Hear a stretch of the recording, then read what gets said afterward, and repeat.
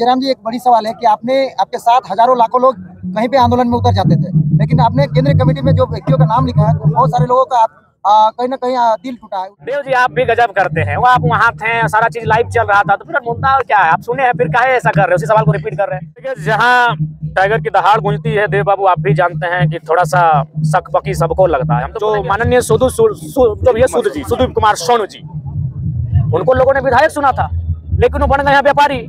गिरिडीह के हर फैक्ट्री में उनकी आधी है हिस्सेदारी। जयराम जी, पहले जेबी केसेस में बोला जाता था महतो, आज की बात देख रहा हूँ आप, जब से जेबी केसेस चुनावी बिगुल फूकी है, तमाम रिजवान क्रांतिकारी समेत तमाम आंदोलनकारी एक हो रहे हैं और अल्पसंख्यक की बहुलता क्षेत्र में अब अल्पसंख्यक वो भी प्रवासी मजदूर आपकी जनसभाएं कर रही है। क्या कहना चाहेंगे? देखिए, दर्द की कोई जात नहीं होती, दर्द के कोई धर्म नहीं होता है। और ये जो लोग गिरिडीह का जो क्षेत्र पड़ता है, ये पीरटाड़ का हिस्सा पड़ता है, यहाँ एक दर्द है जिसको हम लोग पलायन का दर्द कहेंगे। और जयराम महतो उन्हीं दर्दों के साथ आज 2 साल से खड़ा है। जितना उसकी हैसियत है, जितनी उसकी औकात है, उस औकात के साथ, उस दर्द के साथ वो खड़ा है और उस दर्द के लिए लड़ा भी है। तो वो उस दर्द को अनुभव करने वाला हिंदू रहे, मुसलमान रहे या सरनासिक ईसाई रहे, जिसने उस दर्द को अनुभव किया है, 2000 किलोमीटर अपनी पत्नी का त्याग करके, अपने नन्हे दूध मुहे बच्चे का त्याग करके, अपनी माता बूढ़े पिता का त्याग करके, जो 2000, 2500, 5000 किलोमीटर दूर रहता है, और लगातार उनकी आवाज जयराम महतो अगर बना है, तो वो किसी जात, किसी धर्म, किसी मजहब का है, वो मुझे मानता है, वो मुझसे प्रेम करता है, क्योंकि मैं उनकी आवाज बना हूँ। आज लोग उद्योगपतियों के लिए काम करते हैं, आज उनके सामने घुटने टेकते हैं, लेकिन उस दौर में मैं उनसे टकराने का काम किया हूँ। झारखंड की परिपाटी में, झारखंड के इस वर्तमान परिवेश में, तो कहीं ना कहीं उनका प्यार आशीर्वाद हमको मिला है। और आज बिल्कुल ये खरबोका मूल रूप से अल्पसंख्यक बहुल क्षेत्र है। यहाँ 99% मेरा, जहाँ तक इस गांव में मैं आया हूँ, 10 साल से आना जाना मेरा है, बिल्कुल अल्पसंख्यक लाभ का संकेत है। यहाँ के लोकल विधायक को आपको शून्य माया के प्रोग्राम रद्द करवाने के, हाँ, खुद व्यापारी बना है। वो क्या कहेंगे ना कि जो माननीय सुदीप कुमार सोनू जी, उनको लोगों ने विधायक सुना था, लेकिन वो बन गए हैं व्यापारी। गिरिडीह के हर फैक्ट्री में उनकी आधी है हिस्सेदारी। और आज लोग उनका समर्थन करेंगे तो दुर्भाग्य होगा। अभी कौन लोग अल्पसंख्यक जो जकात को मानते हैं, जकात का मतलब अपनी कमाई का कुछ प्रतिशत हिस्सा गरीबों को दे देना, जरूरतमंद लोगों को दे देना, और सुदीप सोनू से व्यापारी का वकालत कर रहे हैं, ये दुर्भाग्य का विषय है। तो खैर, मैं उनको भी यही संदेश दूंगा कि सुदीप सोनू की संपत्ति का आकलन कीजिए, विधायक बनने से पूर्व और विधायक बनने के बाद अब तक क्या परिस्थिति है। ऐसे लोगों को आज सत्ता देने की आवश्यकता नहीं है, ऐसे लोगों को नेता बनाने की आवश्यकता नहीं है। जो सामाजिक न्याय को सोचे, जो सामाजिक व्यवस्था को स्थापित करे, जो सभी को लेकर चलने का साहस रखे, ऐसे लोगों को नेतृत्व देने का काम करना है, तभी जाके इस राज्य में और देश में बदलाव होगा। अभी आज के आपके जनसभा में स्वागत संथाली समाज की महिला संथाली पारंपरिक नाच गान के साथ स्वागत किया, तो संथाली समाज की वोट किस तरह से तब्दील होगी? देखिए, मैंने स्पष्ट कहा कि नेतृत्व ऐसा हो जो किसी भी समाज का हो, लेकिन सब समाज का विकास की बात करे। पीरटाड़ संथाल बहुल क्षेत्र है, तो जाहिर सी बात है उनकी संख्या दिखेगी। या अल्पसंख्यक लोग भी अच्छी खासी आबादी में, उनकी संख्या दिखेगी। मैंने अक्सर कहा कि जिस क्षेत्र में जिनकी संख्या है, वे लोग भारी संख्या में दिखेंगे। तो धीरे धीरे इस आंदोलन से प्रभावित होकर सभी कौम, सभी समुदाय के लोग जुड़ रहे हैं। क्योंकि एक है अभी फिलहाल जेबी केससी और टाइगर जयराम महतो ही वो शख्स है जो लगातार उन मुद्दों को उठाता है, उन मुद्दों पर बात करता है जिन मुद्दों पर नेताओं को बोलने की साहस नहीं है।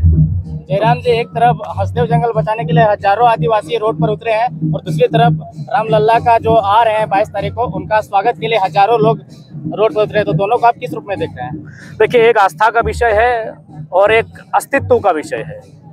आस्था का भी सम्मान है, लेकिन अस्तित्व का अपमान नहीं सह सकते। हसदेव जंगल अस्तित्व का विषय है और आस्था अलग विषय है। आस्था का सम्मान है और अस्तित्व की भी रक्षा होनी चाहिए।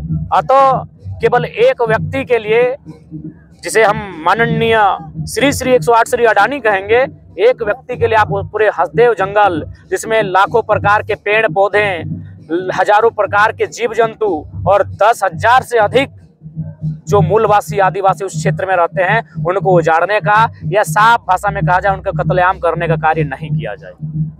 अच्छा, पता चल रहा है कि गिरिडीह से अभी सांसद की कोई पार्टी का उम्मीदवार नहीं, आखिर कोई घोषणा नहीं हो रही, मार्केट में किसी का चर्चा नहीं हो रही, आखिर क्यों? देखिए, जहाँ टाइगर की दहाड़ गूंजती है देव बाबू, आप भी जानते हैं कि थोड़ा सा सकपकी सबको लगता है। हम तो बोलेंगे अच्छे अच्छे कैंडिडेट गिरिडीह में आए, यहाँ के कैंडिडेट दूसरे जगह देख रहे हैं। तो अगर ऐसा है तो ये हमारी कहीं ना कहीं हमारे लिए गौरव और गर्व का विषय है।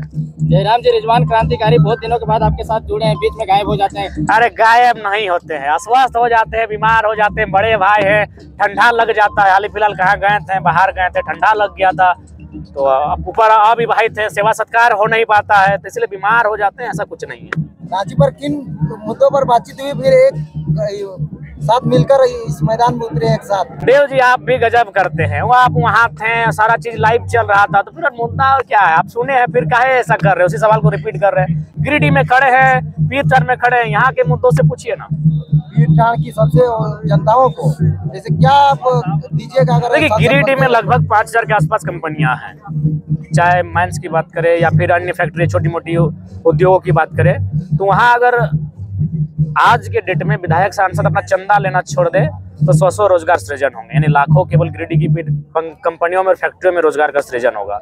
लेकिन बशर्ते इनको चंदा का धंधा छोड़ना होगा, और ये छोड़ना नहीं चाहते हैं, इसलिए 2024 में जनता इन्हें पहले विधायकी और सांसद छुड़ाएगी, और जो नए सांसद विधायक आएंगे वो चंदा का धंधा छोड़ देंगे। पहले से फरजान खान आपके पास थे, आज रिजवान क्रांतिकारी भी आपके पास है, क्या ऐसा फील कर? अरे कल शाहनवाज अख्तर भी हमारे पास होंगे, अभी है, और गदर से ले ताकत महसूस कर रहे हैं।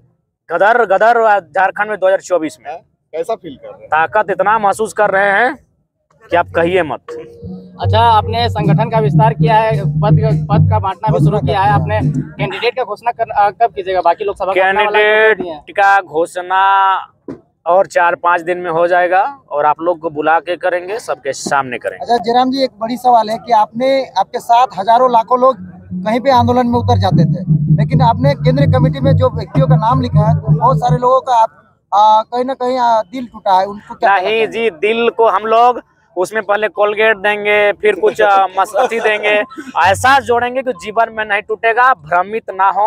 जयराम महतो एक ऐसा शख्स है जो किसी को नाराज होते हुए नहीं देख सकता है। अरे मेरा बस चले तो हम सेंट्रल अध्यक्ष 12 को बना दे, लेकिन सेंट्रल अध्यक्ष 12 को बन नहीं सकता है।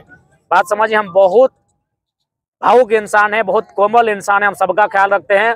उनको बोलिए, उनके धीरज की परीक्षा है, जैसे जैसे समय बीतेगा उनका धीरज की परीक्षा ली जा रही है।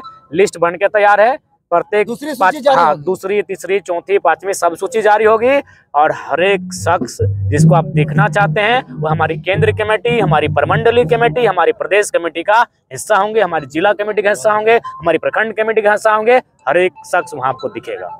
और कितने लोगों को जो आंदोलन से अभी दूर? अरे देव जी, आप सीधा बताइए, और कितने लोग दिखने चाहिए?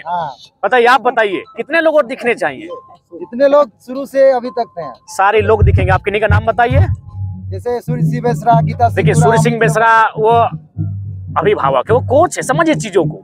यानी कि अंदर से आप लोगों को सब सूची तैयार करके दे रहे हैं कि बाबू लोग तुम लोग नेक्स्ट बनो। आप समझिए, जैसे मान के चलिए आप बात करते हैं, सुनील गावस्कर अभी भी जिंदा है ना, अभी गिल साहब भी खेल रहे हैं, तो गिल और गावस्कर को एक ही पिच में हम बैटिंग करने उतार दे, रन आउट होगी, खतरा होगा कि नहीं?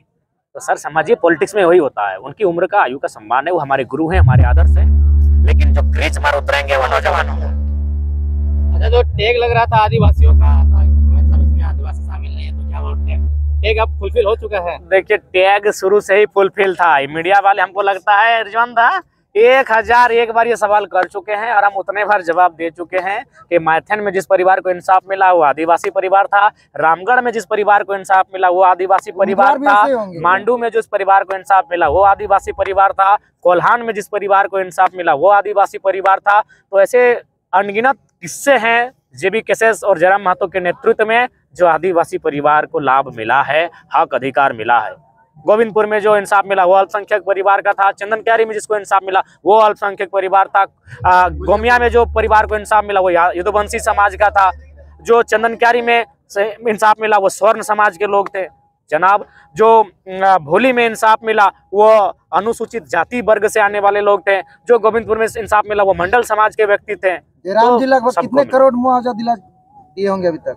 आप लोग तो आकलन होगा, आपके पास मीडिया वाले हैं, नहीं करने से भी अगर लगभग देहांत के उपरांत अगर मजदूरों की बात कही जाए तो मुझे लगता है अनुमानित 10 करोड़ कुल मिलाकर, और नियोजन की अगर बात कही जाए तो नियोजन अलग विषय है। अगर मुआवजा की बात किया जाए तो केवल देहांत के उपरांत 10 करोड़ और बाकी जिनका किसी का 1500 मैंने 2018 का मीटर था, 19 का मीटर था, ऐसे भी मैटर हम लोग लगभग 2 दर्जन सॉर्ट आउट किए। मिल जाता है तो क्या कीजिएगा? वो आप बताइएगा, जनता को आप बताइए, ये तो मीडिया का काम है ना।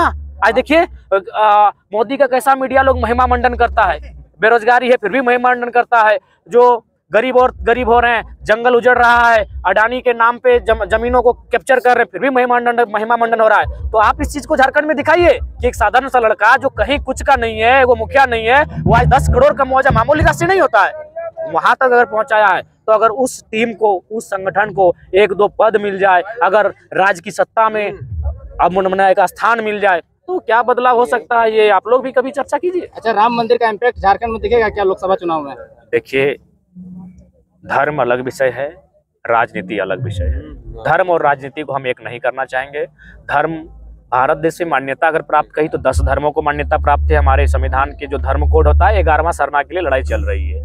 तो सबकी अपनी अपनी आस्था है, सब अपनी अपनी आस्था के अनुसार दुनिया को देखते हैं, दुनिया को समझते हैं। हम सबकी आस्था का आदर करते हैं, सम्मान करते हैं। लेकिन जहाँ तक राजनीति का विषय, अभी उदाहरण के लिए जो लोग मजदूर फंसे हैं, उनके लिए आस्था बड़ी होगी या वतन वापसी बड़ी होगी? आज जो लोग पलायन की मार झेल रहे हैं, जिनकी माँ बीमार है, जिनके बच्चे आज शिक्षा से वंचित हो रहे हैं, उनके लिए आस्था से कहीं बड़ा हक अधिकार होगा। तो इसलिए धर्म आदर है, धर्म का सम्मान है, लेकिन हमारी लड़ाई अधिकार की है, हमारी लड़ाई रोजी रोजगार की है और हम लोग अपने स्टैंड पर कायम है। ठीक है, चलो।